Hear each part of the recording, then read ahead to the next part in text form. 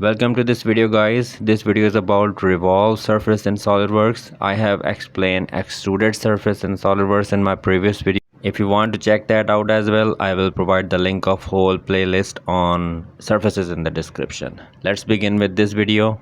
Click on top plane and click on sketch and select here a midpoint line and make a midpoint line here at the center. Now select this line guys and make relation as vertical because I want to make a vertical line. Now select this line again and make it as construction geometry, and it will be converted into a center line like this.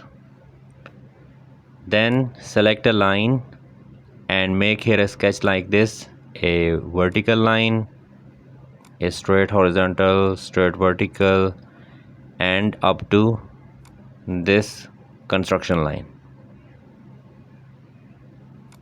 And now select the smart dimensioning tool and specify the dimensions of these lines.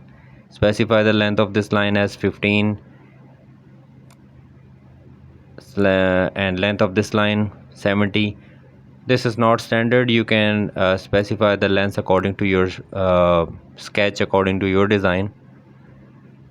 40 millimeter. And now select this line. Do not select the midpoint of the line. Select it from the side and then specify the dimension. Now let's assign some fillets. Let's assign the radius 3 millimeter and select this one, and then here specify 13 as radius and then select these two corners. And now we are almost done. We are done with the sketch, and now let me just show you how to enable the surface tab.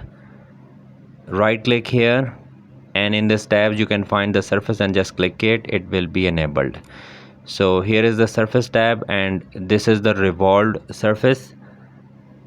If you select it, actually we need to select this axis. If it doesn't select it automatically, then you can select it from here, and here we have some options available.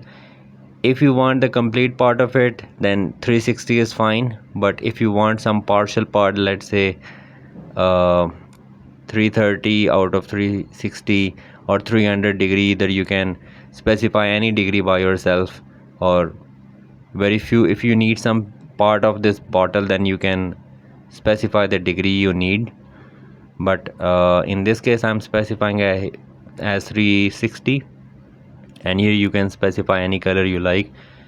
So that's how we use the revolved surface in Solidworks. If you find this video helpful, then please hit the like button and subscribe to my channel. Thanks for watching.